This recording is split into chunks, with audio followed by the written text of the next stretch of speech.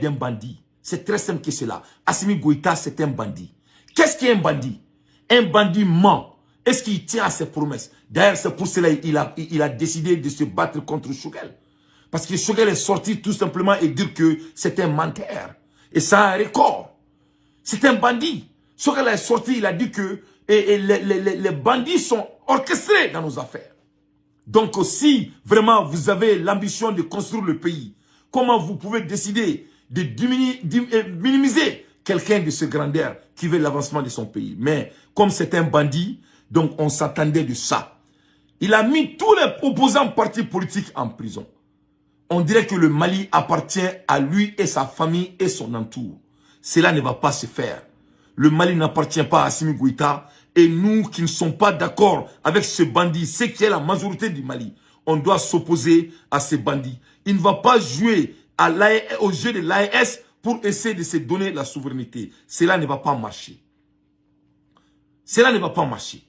Cela ne va pas marcher. Et je mets tout le monde en défi. Ça ne va pas marcher. Mon pays ne sera pas dirigé par un bandit. Que cela sera très clair. Donc, mes chers compatriotes, voilà et l'ORTM qui est manipulé, l'ORTM qui est orchestré à son avantage. Même la télévision nationale sont en train de faire son travail. Ce qui doit être l'institution pour tous les Maliens. Vraiment, c'est de la honte. C'est de la honte. Voilà là où on se trouve après 4 ans et demi. Donc, en un mot, Assimi Goïta a perdu 4 ans et demi au temps des Maliens. Et il sort, il va au monde que Kidal a été récupéré. C'est faux. C'est archi faux. Je mets quiconque en défi. Kidal n'a pas été récupéré. Il y a des négociations qui sont mises en place pour le Kidal. Kidal m'a mené. Négociation est bien. Il ment à tout le monde. Il n'a rien récupéré. Tout le monde le sait. Il n'a rien récupéré. Moi, je sais qu'il y a un aéroport et Soutra. Je sais qu'il y a un donc, et puis, ce qui s'est passé aux soldats maliens à Tazawanten, j'ai la vidéo. Demain, Inch'Allah, je vais faire le show et le direct là-dessus. Et tout le monde va voir si c'est un chef de guerre. On va voir s'il est chef de guerre ou pas. Vous allez voir comment les soldats maliens ont été humiliés, soi-disant un général.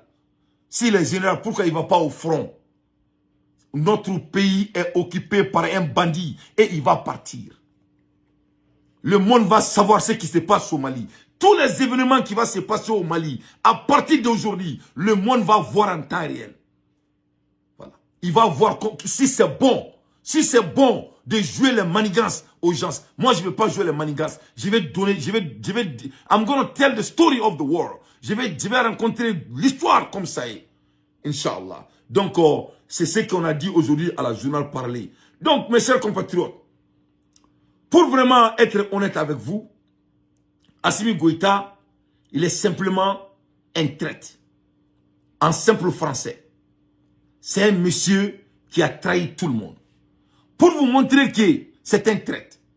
Vous vous souvenez quand Boubou Cissé est parti en Côte d'Ivoire pour rencontrer Alassane Dramane Ouattara? Je vais jouer l'audio pour voir l'homme qui a sauvé le Mali, Choguel Kogala Maïga. Et aujourd'hui, comment il a été traité par ce groupe bandits, soi-disant les libérateurs. Je mets quiconque en défi. Kidal n'a pas été libéré d'abord. C'est faux. Je mets quiconque en défi. Kidal est toujours occupé par les bandits armés.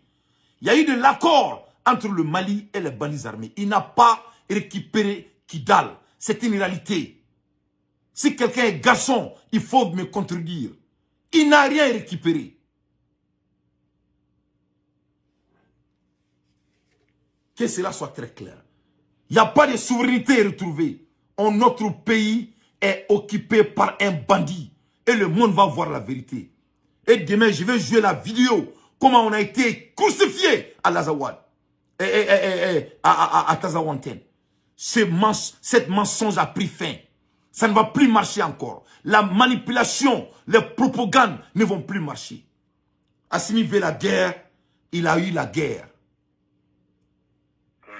Je voulais que tu me briefes un peu. Oui. Je vois le président de la commission aujourd'hui avant qu'il aille au Burkina. D'accord. Voilà comment les choses se passent au Mali. Bon, malgré tout ce qu'ils veulent faire croire, Oui.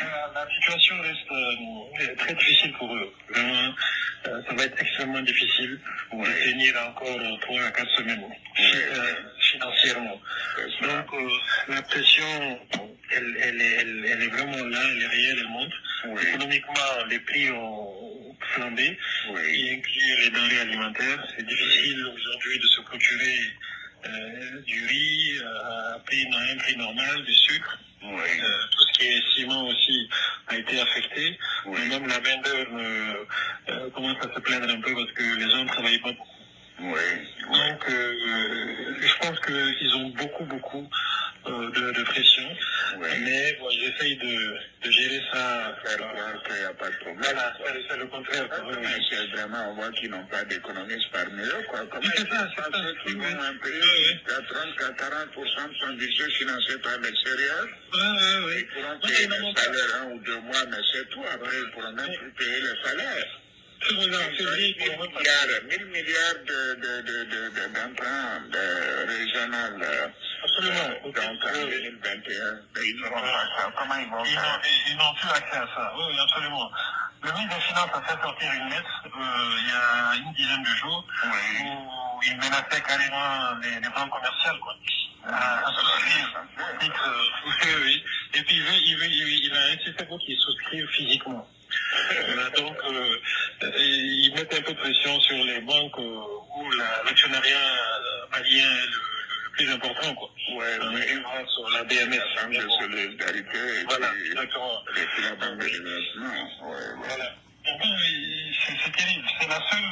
Je pense que maintenant, Choguel a pu trouver un moyen de faire adhérer une bonne partie de la population à un combat que lui seul est en train de mener, quoi. Maintenant, c'est le combat contre la France, c'est le combat contre l'Occident. Donc, il y a un certain nombre de gens qui sont derrière eux pour ça. Mais ils commencent aujourd'hui à réaliser que économiquement, financièrement, ça ne va pas, ça ne peut pas aller. Mais ils sont idiots. La Russie est la 11e puissance économique aujourd'hui. Donc, ils n'ont même pas les moyens du Canada ou de la Corée. Vraiment, c'est pas la Russie qui va régler leurs problèmes. C'est vraiment, c'est des naïfs et des ignorants. Ils sont très naïfs. Ils sont vraiment très, très naïfs. Il n'y a pas de gens qui réfléchissent autour d'eux et puis sur ces affaires.